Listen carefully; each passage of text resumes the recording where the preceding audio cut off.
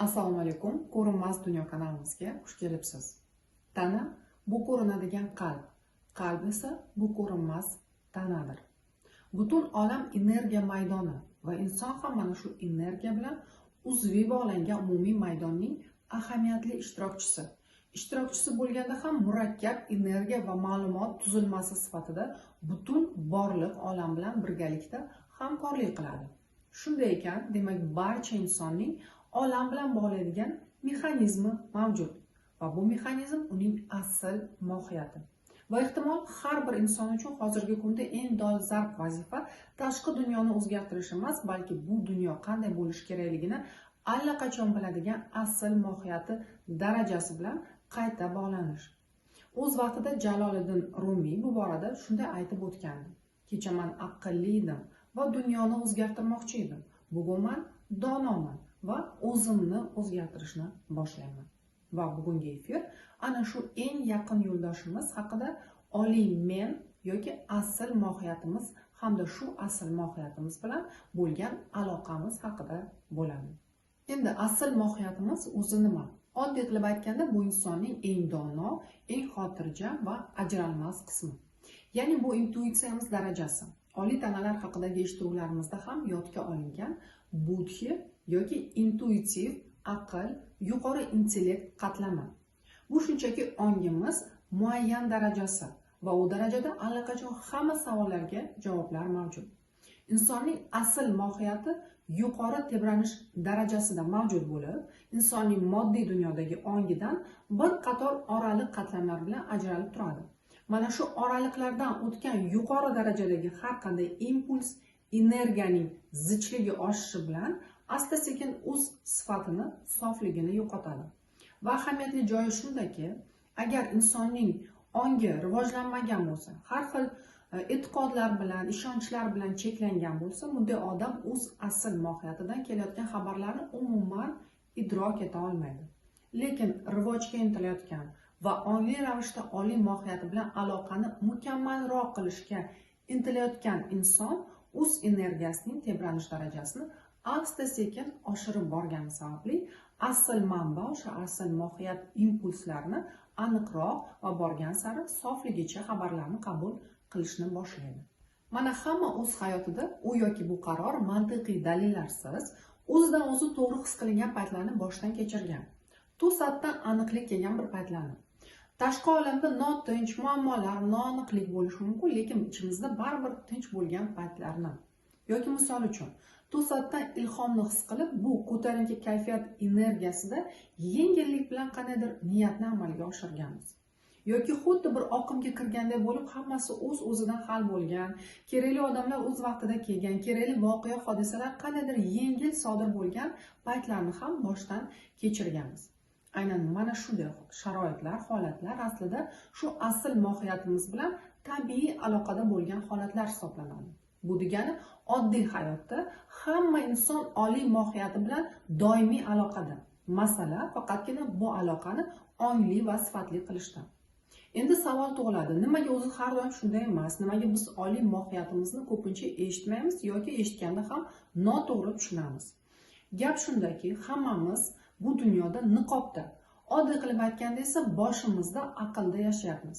Bu degani haqiqiy hayotning borligicha emas, ana shu faol aqlimiz bizga yaratgan ma'lum bir ishonchlar prizmasi uzra ko'rsatadigan tasvir orqali qabul qilib yashayapmiz. Buni oqibatida asl mohiyatimiz bizlarga tinimsiz yetkazayotgan xabarlarni, ichimizdagi qo'rquv, xavotir, boshqa odamlarning fikrlari, boshqalar bilan o'sha taqqoslashlar, g'azab, gina va aqlimizdagi umuman shovqin to'sib qo'ygan. Ya'ni eng muhim shovqinni doimo tahlil qiladigan, shubhalanadigan va hamma narsani boshqarishga harakat qiladigan aql tug'diradi. Oliy mohiyatimiz ovozi esa sokin, sekin, u bahslashmaydi, u shunchaki hammasini aniq biladi va u inson qalbidan, yuragidan suhbatlashadi. Shunday ekan, biz insonlar bilan 24/7 doim aloqada bo'lgan asl mohiyatimiz bilan qanday qilib qayta ongli ravishda ulanish mumkin? Uni o'zi gapini qanday qilib aniq, to'g'ri tushunsa bo'ladi? Va mana shu savollarga javobni insoniyat murabbiylari tavsiyalarida birgalikda topishga harakat qilib ko'ramiz. Jonli etikada masalan, asl mohiyatimiz bilan aloqa bu ong va fikr uchun mas'uliyatning kengayishi deb ta'riflanadi. Va unda o'z oliy manbamiz mohiyatimiz bilan aloqani inson har qanday harakatdan oldin bu harakat manda dunyoda yorug'likni ko'paytiradimi yoki yo'qmi degan savolni o'ziga berish orqali rivojlantiradi. Va javob sifatida tug'ilgan yo'lni, hattoki u qiyinroq ko'rinsa ham, tanlash orqali mustahkamlar ekan. Zamonamiz bir qator murabbiylari ham buni oddiyroq qilib tushuntirishgan, ya'ni har qanday ishni boshlashdan oldin, qaror qabul qilishdan oldin asl mohiyatimizga murojaat qilish lozim ekan va umuman har kuni ertalab turgandan keyin ibodatda gapiriladigan umumiy gaplarni, tilaklarni emas, balki bizni hozirgi paytda qiynayotgan, qiziqtirayotgan eng muhim savolimizni yechimini topishni so'rash kerak ekan. Va unga tez-tez deyarli har bir amaldan oldin murojaat qilish tavsiya qilinadi. Yoki misol uchun neyrobiolog olim Joe Dispenza asl mohiyatimiz bilan bog'lanish uchun biz odatiy shaxsiyatimiz chegarasidan chiqib ketishimiz kerak deb aytadi. Odatiy shaxsiyat bu nima? Bu turli eski xotiralar, o'tmishdagi his-tuyg'ular, emotsiyalar va avtomatik reaksiyalar to'plami. O'tmishda yashar ekanmiz, boshqa yangi imkoniyatlar va asl mohiyatimiz bilan ham uchrasha olmaymiz. Demak, amalda bu qanday bo'ladi? Ya'ni olim taklif qilayotgan usullardan biri bu tanadan tashqarida bo'lishga mo'ljallangan meditatsiyada ko'zimizni yumib, sekinlashamiz va ism, yosh, shaxs, qandaydir umuman hikoya bo'lishni to'xtatamiz. Faqat ongli anglash qoladi. Hamma joyda mavjud idrokka aylanamiz. Bunday holatda kvant maydonidagi yangi imkoniyatlar tilida yangicha suhbat boshlanadi. Yana bir qator mualliflar, bu Eckhart Tolle, Liz Bourbeau, Neil Walsh, Zeland va boshqalar oliy mohiyatimiz aynan biz insonlar bilan takrorlanadigan hayot ssenariylari, sharoit va vaziyatlar orqali gaplashadi deb ta'kidlashadi. Bu fakt aslida juda ko'p manbalarda takrorlanadi va ularning yondashuviga asosan hayotdagi kechiriladigan og'riqli tuyg'ular bu uyg'onish vositasi aslida. Bu qiyin voqealarga qarshilik esa asl mohiyatimiz bilan aloqani bloklaydi. Mana shu qiyin vaziyatlar aslida odamni mavjudlikka va binobarin asl mohiyati bilan bo'lgan aloqaga olib kelish usuli. Demak, mazkur murabbiylar tavsiyalariga ko'ra aloqani o'rnatish uchun o'sha og'riqli vaziyatlarni, og'riqni qabul qilishni o'rganish yoki hayotda borini boricha qabul qilishni o'rganish kerak. O'zimiz bilan rost bo'lish va o'zimizni hamda boshqalarni abadiy qalb sifatida sevishni, hurmat qilishni o'rganish lozim ekan.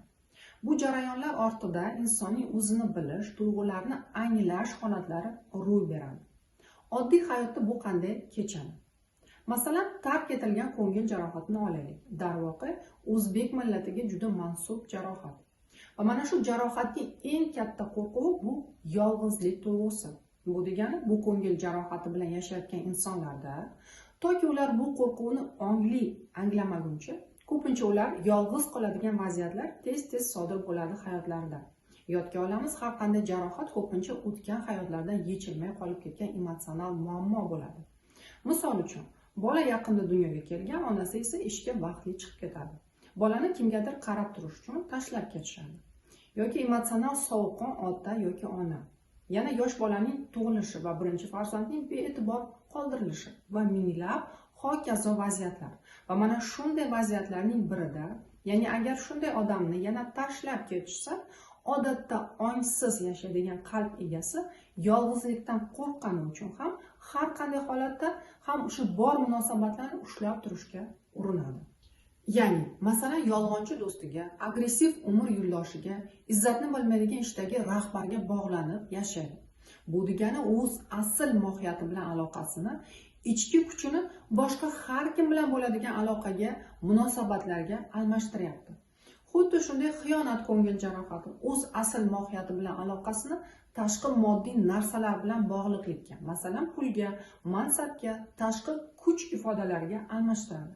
Yoki adolatsizlik ko'ngil jarohati bilan yashayotgan inson o'z asl his-tuyg'ularini tashqi hayotda mukammal ko'rinish, nazoratga va go'yo to'g'ri bo'lish, loyiq bo'lishni ta'minlashga qaratilgan barcha narsalarga almashtiradi. Va har qanday ko'ngil jarohatining shifo topishi bu masalan o'z qo'rquvini tan olishdan, o'sha yolg'iz qolishdek bo'lgan qo'rquvni tan olishdan misol uchun. Ya'ni bu amalda hayotda mustaqil bo'lishni, emotsional mustaqil bo'lishni o'rganishdan yoki nomukammal bo'lishga o'ziga ruxsat berishdan va o'z asl hissiyotlarini tinglashni boshlashdan yoki kimdir xiyonat qilsa ham kechirishni va boshqalarga baribir ishonishni o'rganishdan boshlanadi. Boshqacha so'zlar bilan, turli muammoli vaziyatlarda boshida ichimizda, qalbimizda tug'iladigan achinish, vahima, qo'rquv, xavotir singari hissiyotlari orasidan aynan asl mohiyatimiz o'zingni qayerda tashlab ketding, o'zingga nisbatan qayerda adolatsiz bo'lding, o'zingga xiyonat qilib o'z asl intilishlaringni qachon tashlab qo'yding, hissiyotlaring senga bir gapni aytishsa ham tashqi bir tasvir deb o'z asl tuyg'ularingni qayerda bostirib tashlading deb yuragimizga qaytaradigan va qalbimiz rivojiga undaydigan to'g'ri savollarni berib ichki suhbatni boshlaydi. Va bu suhbatni tinglash istagi yoki uni yana bostirib niqobga kirib yashash aynan ongimiz uyg'oqligiga bog'liq. Va qachonki his-tuyg'ularni inkor qilmasdan, aksincha ularni to'laqonli yashab o'tilsa, bu jarayonda inson energiyasi borgan sari bloklardan ozod bo'ladi. Bu degani esa ilgari niqobga, xavotir, stressga sarflangan inson energiyasi bo'shashib, olam bilan aniq gaplashish uchun ochiq va sozlangan bo'ladi. Oliy mohiyatimiz esa o'zi xuddi g'amxo'r ota-onaga o'xshab, u toki biz aniq eshitmaguncha tana orqali, noxush hissiyotlar, vaziyatlar orqali qayta so'roq qilaveradi. Zeland mehnatlariga ko'ra ham inson uyqusiragan kuzatuvchi sifatida hayotning eng katta qismini yashaydi. Ya'ni avtomatik ravishda harakat, odatlar, tuyg'ular, emotsiyalar va tashqi ogohlantirishlar ta'siri ostida. Uni asosiy fikri oliy mohiyatimiz bu o'zi istagan hayot chizig'ini tanlaydigan kuzatuvchi va oliy mohiyatimiz bilan aloqani muhimlikni olib tashlash, ichki rozilik holati hamda oqimga ishonish orqali o'rnatish mumkin deb yozadi. Greg Braden ham ilohiy matritsa asarida barcha tirik mavjudotlarni bog'laydigan yagona maydon haqida hamda bu maydon bilan biz insonlar aynan his-tuyg'ularimiz yordamida aloqa qilishimiz haqida gapiradi. Va yurak bu suhbatda yuqori tartibni idrok etuvchi organ ekanligini ta'kidlaydi. Biz yurak va miyaning uyg'unligi holatida bo'lganimizda o'zimizning chuqurroq darajamizni, o'sha oliy mohiyatimizni eshitishni boshlaymiz. Yurakni ochish meditatsiyasi ham kanalimizda ilgari taqdim qilingan edi. Mana Jaloliddin Rumiy ham, Naqshbandiy ham o'z vaqtida yurak bu ko'zgu, u poklanganda haqiqat unda aks etadi deb aytib o'tishgan. Meditatsiya va ostongi bilan ishlash usullariga e'tibor qaratadigan zamonamiz murabbiysi hisoblangan Samarqning taklif qilayotgan amaliyot ham juda samarali yondashuv. Bu texnika inson aqliga biroz tushunish uchun mushkulroq bo'lishi mumkin, chunki u shaklsiz narsa haqida ketadi. Uning fikricha, inson asl mohiyati bilan aloqani rivojlantirish uchun har kuni kun mobaynida o'ziga eslatmalar qilib, o'zidagi bu dunyoni anglayotgan narsani anglashi kerak ekan. Ya'ni odatda inson diqqati turli tashqi obyektlarga qaratilgan bo'ladi. Fikrlar, hissiyotlar, emotsiyalar, voqea hodisalar, boshqa odamlarda. Va bu amaliyotda inson diqqatini obyektlardan olib, bu dunyoni anglash jarayoniga qaratadi. Bu jarayon man nimani his qilyapman emas, bu tuyg'uni kim anglayapti savoli yaxshi tushuntiradi. Ya'ni shu ko'zlar, quloqlar, tana orqali his qiluvchi, ko'ruvchi, sezuvchi u kim? Mana ichimdagi dunyoni idrok etuvchi u kim degan savolga javob berishimiz kerak. Javobni ham o'ylovlarsiz, intuitiv ravishda his qilishni maslahat beradi Samar. Va har kuni muntazam ravishda diqqatimizni anglayotgan idrokimizda 2-3 soniya kun davomida ushlab turish evaziga biz borgan sari barcha narsalarning asl manbasi bilan bog'lanamiz. Hamda jismoniy dunyoda e'tiborimizni, energiyamizni har yonga tortgan narsalardan, maydniklardan olib o'zimizga qaytarib olamiz. Asl mohiyatimiz bilan muloqot qilishdan yana bir tayanchli manba bu tushlarimiz dunyosi. Tushlar juda ko'p narsani yetkazishadi va ularni ramziy tilini o'rganish foydali. Shaxsan o'zim ham hozircha faqat tushlar darajasida ko'proq ma'lumot olishga urinaman. Demak, tavsiyalarni umumlashtiradigan bo'lsak, oliy mohiyat bilan aloqa qilish uchun birinchi shartlardan biri bu tinchlangan aqlimiz yoki ichki sukunat. va hatto kuniga yarim soat telefon, musiqasiz, suhbatlarsiz o'tkazilgan vaqt energiyasi ham tozalay boshlaydi. Keyingi qadam o'zimiz bilan rost bo'lish va o'z hissiyotlarimizga alohida e'tibor berish, ularni kuzatish. Keyingi o'rinda bu tana. Asl mohiyatimiz hissiyotlar orqali gapiryapti. Masalan, biron savolda tanada siqilish, torlik muhitini sezish ko'pincha noto'g'ri yo'lni anglatadi. Kengayish, iliqlik, yengillik bo'lsa esa ichimizda u yerga harakat qilsa bo'ladi degan xabarni anglatadi.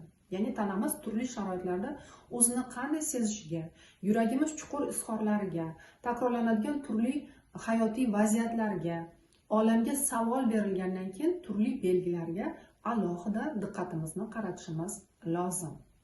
Va nihoyat, albatta ishonch hamda yurakni ochiq, samimiy saqlash niyati bo'lishi kerak. Albatta, asl mohiyatimiz bilan bog'lanish bir martalik voqea emas. Bu o'zimizga qaytish jarayoni va u biroz vaqt oladi. Lekin yuqoridagi yo'llanma va tavsiyalarni amalda qo'llash albatta hayotimizda o'z ajoyib natijasini, samarasini beradi. Nima uchun o'zi asl mohiyatimiz bilan aloqa muhim? Birinchidan, bu aloqa inson o'zini o'zi o'rganishda, bilishda va shaxsiy o'zgarish uchun eshiklarni ochib beradi. Buning natijasida intuitsiya yaxshilanadi, ichki xotirjamlikka erishiladi. O'rnatilgan aloqa stressdan xalos qiladi hamda xalos bo'lishga imkon beradi va muhim savollarga javob topishni osonlashtiradi. Binobarin, jismonan va emotsional salomatlik saqlanadi. Inson ko'proq o'zini va muhitni his qila boshlaydi. Aniqroq harakat qilishni boshlaydi. Hayot bilan kurashishni to'xtatadi. Tanlov va qarorlar tinchroq, aniqroq bo'ladi. Va mana shu mavzuni arab faylasufi va yozuvchisi bo'lgan Halil Jibranning shunday so'zlari bilan tugatmoqchi edim. Siz qalbi bor tana emassiz. Siz bir lahzaga tanani kiygan qalbsiz. Asl mohiyatingiz bilan bog'lanish bu yutuq emas, bu shunchaki eslash va bu yo'lda boshqa birov bo'lishingiz hojati yo'q. Biz shunchaki qalbimizda shovqin, qo'rquv va boshqa odamlarning ovozlarini olib tashlashimiz kerak va ichimizdagi azaldan mavjud yorug'lik o'zi namoyon bo'ladi. Bugun bizlar bilan bo'lganingiz va e'tiboringiz uchun katta rahmat. Keyingi ko'rinmas dunyo sayohatlarida ko'rishguncha xayr.